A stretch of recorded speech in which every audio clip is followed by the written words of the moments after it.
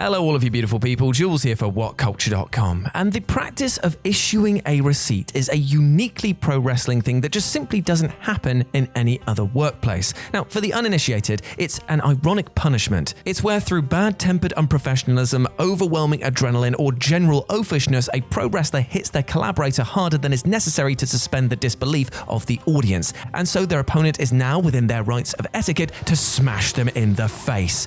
God, imagine the joy if something like this was more acceptable in your more humdrum office environments. Co-worker who skives constantly by getting the hot drinks and is only masquerading as a helpful colleague? They're not really being a good brother, they're working you. They aren't doing business, lock the bathroom door, let them piss themselves. That'll learn their green ass. Anyway, let's not talk about What Culture right now. Let's talk about wrestling receipts. As I'm Jules, this is WhatCulture.com, and these are 10 painful wrestling receipts caught on camera. Number 10. Brock Lesnar punches Braun Strowman really hard in the temple. Now, it must be daunting working with Brock Lesnar. Now, he's a total pro, a fact that puts over just how fantastic he is at his craft. Few, if any, can orchestrate the frightening level of danger that Lesnar does at his motivated best. His work appears reckless, but it isn't. He's just a legitimately terrifying human being with immense knowledge of the scariest angles at which to drop people and the physical mastery with which to do it. Still, this side of Haku, there is nobody tougher. Aim an errant strike anywhere near him and he will jellify your brains. Which is what happened to Braun Strowman, who definitely f***ed up and was issued a particularly painful receipt at the 2018 Royal Rumble pay-per-view. Strowman kneed Lesnar stiffly in the head, so Lesnar, in the time-honored tradition, punched Strowman in the bloody temple. The slow-motion footage is gruesome. You can practically make out Braun's brain colliding with the other side of his skull, but luckily in the aftermath, Strowman shrugged it off. Now, it's a contact sport, not tennis, he reasoned, which is ironic because the action replay looks so disturbing that the brainstem seemed like a net over which Lesnar smashed an ace. Number 9. Rick Steiner, no fan of The Karate Kid. The Karate Kid is a motion picture so beautiful that it carries a certain sadness in 2021. Something so uplifting, earnest, and corny just couldn't be made today.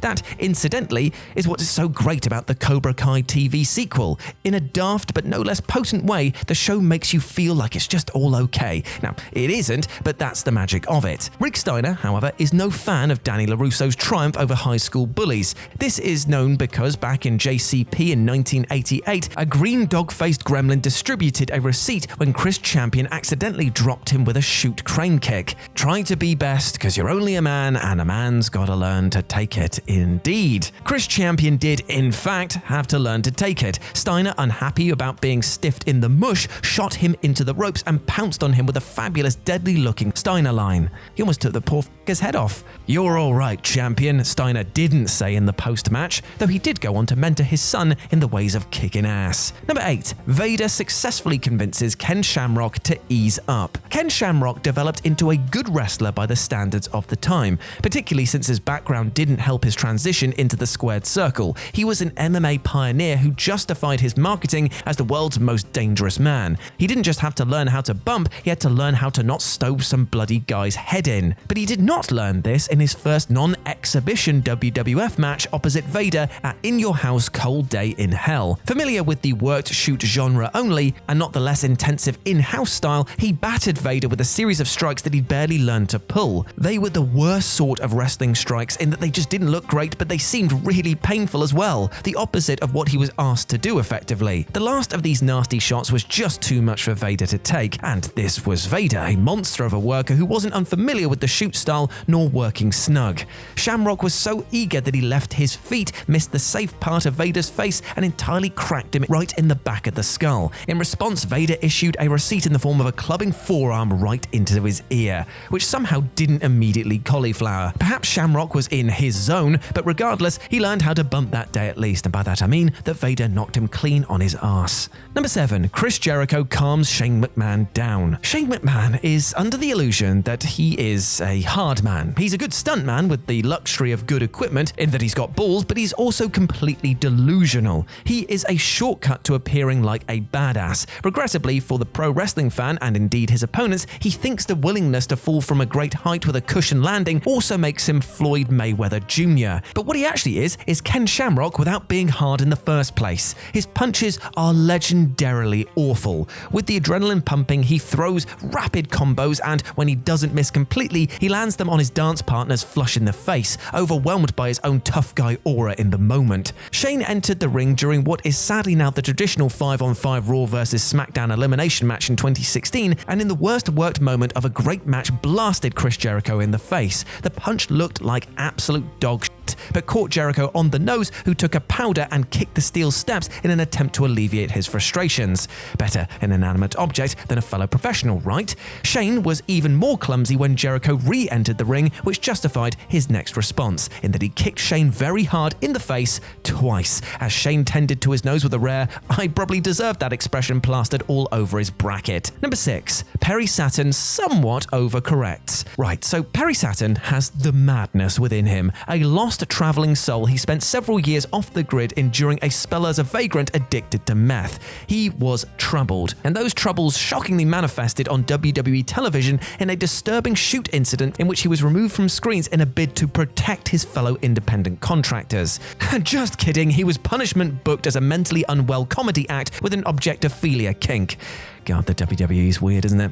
On the short-lived WWF Metal, Saturn worked enhancement talent Mike Bell in a short match designed to give him a win. The two men worked together with no issues early on. Collar and elbow tie-up, hammerlock exchange, fireman carry. But things definitely went awry when Bell bungled a hip toss and landed Saturn directly on his head. Saturn was apoplectic, understandably, and beat the living shit out of Bell in response. An eye for an eye, a neck for a neck, as the old saying goes apparently, because Saturn unloaded in Bell's face and sent him tumbling to the outside. The angle at which Bell crumpled was grotesque. It was a miracle his neck wasn't broken. Terry intervened to de-escalate the situation, after which the match went to the planned finish.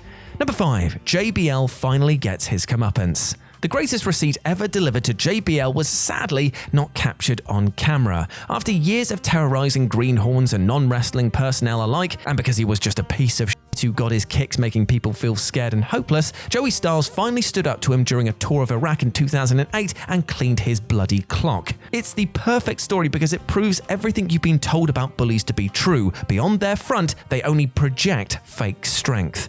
Now, this shouldn't inspire you to go and kick in the head of the person who torments you, but if you do want to see JBL getting his comeuppance on TV, that Stevie Richards chair shot definitely comes to mind, because when JBL infamously shot on the Blue Meanie at One Night Stand in 2005, Richards, per the rumor and innuendo, was encouraged to smash JBL in the crown of his head with a chair rather than deal with the incident like an adult with a vested financial interest in himself. On SmackDown, he opted for, albeit worked, vigilante justice by delivering one of the most disgusting chair shots ever. Number 4. Rikidozan goes wild. Rikidozan was the godfather of Japanese professional wrestling, which had struggled to take off before he led it to prominence. The Japanese Korea-born former sumo star masqueraded as a native and thwarted the foreign menace invaders too, and this is not hyperbole because he truly was this enormous a cultural icon to heal the psyche of the post-World War II public. With a legitimate tough guy background and unparalleled position of power, he was not a man to be messed with. The mercurial Masahiko Kimura did, however, try to mess with him, leading to one of the most infamous shoot incidents in 20th century pro wrestling. Deep into a collaborative match, Kimura shot on him with a kick below the groin. Rikidozan sniffed both blood and an opportunity. Kimura's low blow was a serendipitous development. A suspicious media had questioned the legitimacy of Puroresu, since Kimura had shrugged off Rikidozan's success as for show. Rikidozan, by losing his temper and slapping the ever-loving piss out of Kimura as a receipt, also attempted to maintain that illusion. He was not successful. Despite his claims that he had refused to go along with Kimura's suggestion of a predetermined draw, the mere suggestion of an agreed-upon outcome only intensified the suspicion. Number 3. Shocker in Shindietown. The practice of issuing a receipt is something rarely seen in the mainstream. The good, grotesque receipts anyway. There are surely countless instances of "come on mate, don't be a twat, here's a swift reminder," but modern TV shows are televised nationally and promoted by companies that are beholden to sponsors and the like, so without going full Undertaker about things, yes, the Brotherhood is more interested in playing video games than terrorizing their peers. But NFT? Well,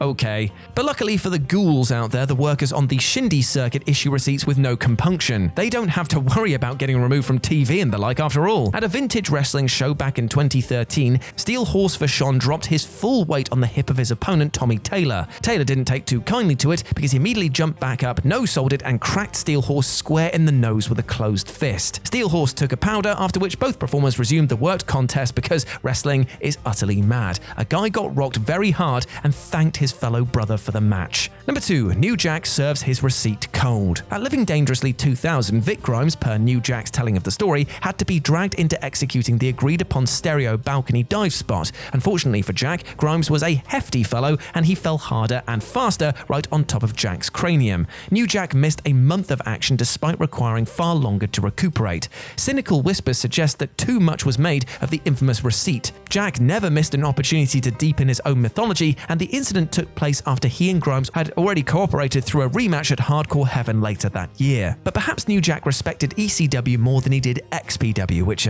fair. In any event, at XPW Freefall, New Jack missed a fairly obvious target, that being about 800 tables, and sent Grimes directly onto the apron by way of a clip table from about 40 feet in the air. Perhaps his diminished eyesight had something to do with it, or perhaps New Jack was just unhinged. One of the two. And number 1, the great Antonio f***s around and finds out. Less a case of receiving a receipt for a potato and more getting the living piss kicked out of him for f***ing around and finding out. The great Antonio didn't realise who he was dealing with, or he did and fancied a crack at infamy. An eccentric, read as thoroughly obnoxious, Antonio drew the ire of his namesake Antonio Inoki by behaving essentially like a small albeit obese child who was just acting out. Snarling twisted facial expressions, a refusal to cooperate, willfully ignoring warning signs, your classic little bastard behaviour. Inoki, however, isn't your average lad. He was a tough-as-nails pro-wrestling royalty. He held a sacred reverence towards the ideals of legitimacy. Inoki steadily lost his cool and exploded when Antonio brayed him right in the back of the head. Inoki fired up with a slap barrage, taking Antonio down to his knees and smashing his nose apart with a lethal barrage of kicks. Antonio was left